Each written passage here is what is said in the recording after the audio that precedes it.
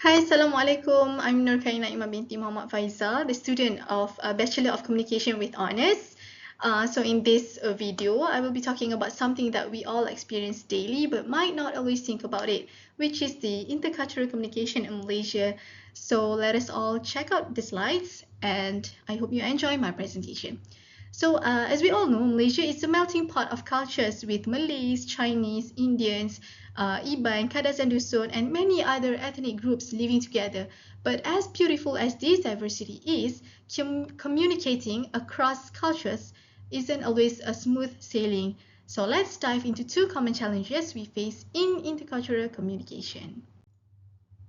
So one big challenge is language barriers. Yes, we all speak Bahasa Melayu or Bahasa Malaysia, but many Malaysians also tend to speak Mandarin, Tamil, English. So like the Malay will be speaking in Bahasa Melayu, Chinese in Mandarin, and also the Indian in Tamil.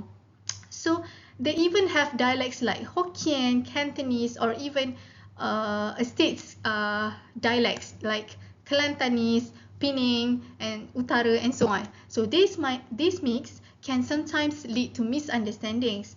So for example, in a workplace setting, imagine meeting a person or one colleague who prefers speaking in Mandarin while another in English and another person in Malay. So if everyone in that meeting isn't on the same page, miscommunication can obviously happen. So also I noticed that we Malaysians, we love doing code switching. So what is a code switching? Code switching is mixing languages in one sentence, like I stated in my slides. So it's like a simple sentence as an example, like, "Weh bro, jom makan dulu, nanti we got meeting lah." While it feels natural to us, a foreigner or someone from a different background might struggle to follow or understand our code switching, like the Manglish, because we love doing mixing languages in one sentence. So the next one is, the second challenge that I notice is another challenge is different cultural norms, especially in body language and greetings. Now, it may sound simple, however, it's not as simple as it could be because greetings, meeting someone new, might be a bit awkward if you don't know how to relate yourself to that culture. So, for example, in Malay culture, it's common to salam, we handshake with both hands, and we slightly bow with that person, especially if that person is somehow older than us, as a sign of respect, right? So while Chinese Malaysians might not or just shake hands lightly, so Indian Malaysians might prefer just a simple vanakkam or namaste gesture. But these days, even the Indians, they love to shake hands with others as well. So that is on the Malaysian side. However, one awkward moment that I've personally encountered is when a foreigner tries to shake hands with a Malay woman who prefers not to for some kind of religious reasons, right? So it's not about being rude, it's about the cultural differences and the gap in between. So even I would say that even eye contact can be very tricky. In some cultures, eye contact means confident, but in others, it might seem disrespectful. So small things like this can affect how we communicate daily with others. So now, let's talk about the cultural differences that shape societal values and the younger generation. So, the Malaysia's multicultural environment makes respect and tolerance important values in our society. So, younger Malaysians are more exposed to different cultures through school, work, and even social media.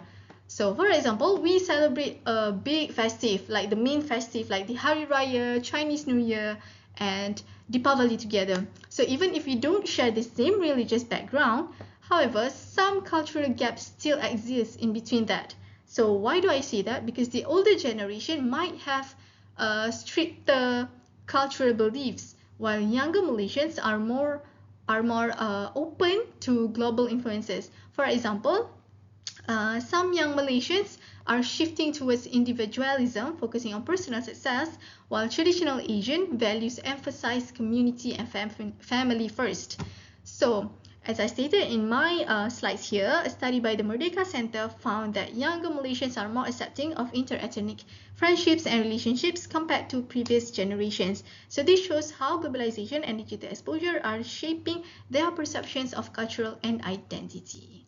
So it's almost more than 5 minutes, so I'm going to speed this a bit.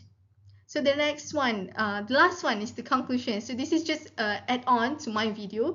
So in short, I would say that intercultural communication in Malaysia is indeed a beautiful challenge. Language barriers and cultural norms can sometimes create misunderstandings, yes, but they also make Malaysia unique. While other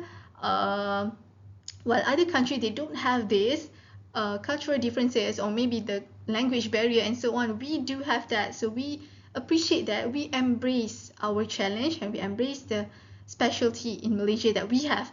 So while cultural differences still influence our values, the younger generation, I noticed that we are still adapting and embracing diversity in new ways. So at the end of the day, whether we are speaking in Manglish, you know, the mixing languages, enjoying nasi lemak together or celebrating different festivals, understanding and respect are what keep us united. So that's all from me, and thank you very much for watching this presentation, and I hope you enjoyed this presentation. Have a great day ahead, and Assalamualaikum.